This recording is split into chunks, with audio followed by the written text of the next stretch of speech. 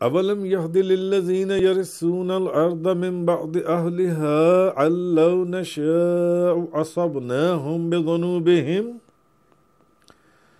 ونطبع على قلوبهم فهم لا يسمعون. جو لوگ سابق ساکنین ارض کے بعد، جو پہلے جو زمینوں میں رہتے تھے، اس کے بعد اب اس زمین کے وارث ہوئے ہیں. جیسے وہ قومیں آپس میں ایک دوسرے کی وارث ہوتی چلی آتی تھیں، ان کی اولادیں اپنے ان آباء و اجداد کی، تو کیا انہوں نے یہ ہدایت نہیں پائی کہ اگر ہم چاہیں تو ان کو ان کے گناہوں کی سزا دیں اور ہم ان کے دلوں پر مہر لگا دیتے؟ پھر وہ کچھ نہیں سنتے. اگر ہم چاہیں، کہا یہ جا رہا ہے جیسے ان قوموں کو نیست و نابود صفحہ ہستی سے مٹا دیا گیا، کسی کو پانی کے عذاب میں، کسی کو ہوا کے عذاب میں، کسی کو آگ کے عذاب، کسی کو پتھروں کے عذاب میں، کسی کو زلزلے کے عذاب میں، تو کیا یہ اب نہیں ہو سکتا؟ یہ بھی ابھی بھی ہو سکتا. اگر ہم چاہیں تو ان کو ان کے گناہوں کی سزا دیں اور ہم ان کے دلوں پر مہر لگا دیتے ہیں، پھر وہ کچھ نہیں سنتے. تو مکہ مکرمہ کے کافر بھی جو ہیں وہ نبی پاک صلی اللہ علیہ وسلم سے یہ بات کہتے تھے، جو بات پیچھے ان نبیوں کی قوموں نے بھی ان سے یہ بات کہی تھی، یہ بھی کہتے تھے. تو وہ کہتے تھے کہ اگر آپ اللہ کے رسول ہیں اور ہم آپ کی مخالفت کر رہے ہیں، تو جب ان نبیوں کی قوموں نے ان کی مخالفت کی تو ان کے اوپر اللہ کا عذاب نازل ہوا، ہم پر عذاب کیوں نہیں نازل ہوتا؟ ہم پر بھی عذاب نازل کر دیجئے، ہم پر بھی عذاب نازل کریں. یہ اتنے بے ادب اور گستاخ تھے.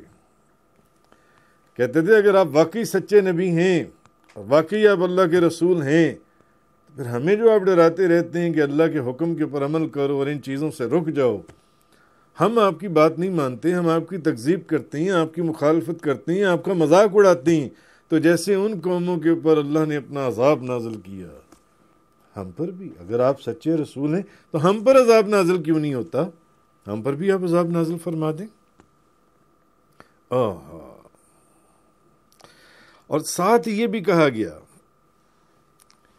کہ یہ اہل مکہ جو قوم نوح، قوم سمود اور قوم مدین کے بعد ان علاقوں میں آباد ہوئے، جو بات میں نے پیچھے کہی کہ کیا یہ ان نبیوں کے جہاں عذاب آئے تھے ان کے آثار قدیمہ جو ان سے ہیں وہ دیکھ کر یہ کوئی سبق نہیں سیکھتے؟ تو اللہ پاک نے فرمایا اگر ہم چاہیں تو ان کو بھی عذاب میں مبتلا کر دیں جیسے ہم نے ان کو عذاب میں مبتلا کیا تھا. ایسا نہیں ہے کہ تم اس عذاب سے بچ جاؤ. تو ان کو عذاب دینے کی وجہ یہ نہیں کہ کہیں تم یہ سمجھو کہ تم لوگوں کو عذاب دینا ہماری قدرت میں نہیں ہے. نہیں، جو پہلی قوموں کو عذاب دے سکتا ہے وہ تمہیں بھی عذاب دے سکتا ہے. یہ نہ سمجھ لینا کہ تمہیں عذاب دینا ہماری قدرت میں نہیں ہے. ہاں یہ بات ہے کہ تمہیں عذاب نہ دینا ہماری حکمت میں نہیں ہے. جو یہ قدرت رکھتا ہے ان کو عذاب دینے کی، وہ تمہیں بھی اسی عذاب میں مبتلا کر دے گا. تو یہ نہ سمجھنا کہ ہماری قدرت میں نہیں، ہاں ہماری حکمت میں نہیں. کیوں؟ کہ مفسرین نے کہا ہے کہ نبی کریم صلی اللہ علیہ وسلم کے دور مبارک میں یا اس کے بعد کہ عذاب نہ دینے کی حکمت جو ہے وہ کیا ہے؟ وَمَا كَانَ اللَّهُ لِيُعَذِّبَهُمْ وَأَنْتَ فِيهِمْ. اللہ کی یہ شان نہیں کہ وہ ان لوگوں کو عذاب دے محبوب جبکہ آپ ان کے اندر موجود ہیں. اب آپ اس زمین کے اوپر تشریف لے آئے. آپ کی رحمت صرف خاص نہیں ہے، آپ کی رحمت تو عام ہے. آپ کی رحمت سے صرف اپنوں نے نہیں غیروں نے بھی فائدہ اٹھانا ہے. آپ کی رحمت سے صرف آپ کے اپنوں کو نہیں غیروں کو بھی حصہ ملنا ہے. اب آپ ان کے اندر موجود ہیں.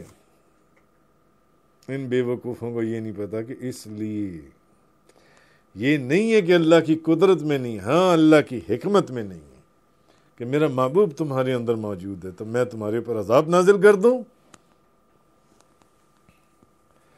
اور ایک چیز اور بھی ہے کہ مکہ کے کافر جو ان سے تھے وہ اتنے گستاخ اور بے ادب تھے کہ وہ کہتے تھے کہ نبی کریم صلی اللہ علیہ وسلم کی بارگاہ میں کہتے تھے کہ آپ نبوت کے اہل ہی نہیں ہیں. مفسرین نے لکھا ہے کتابوں کے اندر کہ آپ منصب نبوت کے لیے نہ اہل معاذ اللہ نبی کریم صلی اللہ علیہ وسلم کو کہتے تھے. کیوں؟ نبی کو انسانوں میں سے نبی کیسے ہو سکتا ہے؟ نبی کو تو فرشتہ ہونا چاہیے تھا، کیونکہ نبی سے ایسی چیزیں ظہور پذیر ہوتی ہیں، وہ تو فرشتوں کی خاصیتیں خصوصیات ہیں، انسان سے کیسے؟ اس لیے ہم آپ کے دین کو قبول نہیں کرتے. آپ انسانوں میں سے ہیں، نبی کو تو فرشتہ ہونا چاہیے تھا. تو اصل میں اللہ تعالیٰ نے یہاں پر بھی یہ چیز فرمائی. اللہ تعالیٰ نے فرمایا کہ بات یہ نہیں ہے کہ میرا محبوب آپ صلی اللہ علیہ وسلم تاجدار دو جہاں شاہ سوار لامکاں نبی کریم صلی اللہ علیہ وسلم نبوت کے لائق نہیں ہیں. حقیقت میں بات یہ ہے کہ تم ان کی امت میں داخل ہونے کے لیے لائق نہیں ہو. بات یہ نہیں ہے کہ وہ نبی ہونے کے لائق نہیں ہے، بات یہ ہے کہ تم ان کی امت میں داخل ہونے کے لائق نہیں ہو. اسی لیے میں نے تمہارے دلوں کے اوپر مہر لگا دی ہے. اب اگر تم چاہو بھی تو تم ان کی امتی نہیں بن سکتے، تم ان کی امت میں داخل نہیں ہو سکتے، تم ان کے دین کو قبول نہیں کر سکتے. میں نے تمہاری آنکھوں تمہارے دلوں کے اوپر میں نے مہر لگا دی ہے. میرے محبوب کو یہ بات کہتے ہو کہ وہ اس لائق نہیں ہے، معاذ اللہ تم اس لائق نہیں ہو کہ ان کی غلامی کا پٹا اپنے گلے میں ڈال سکو.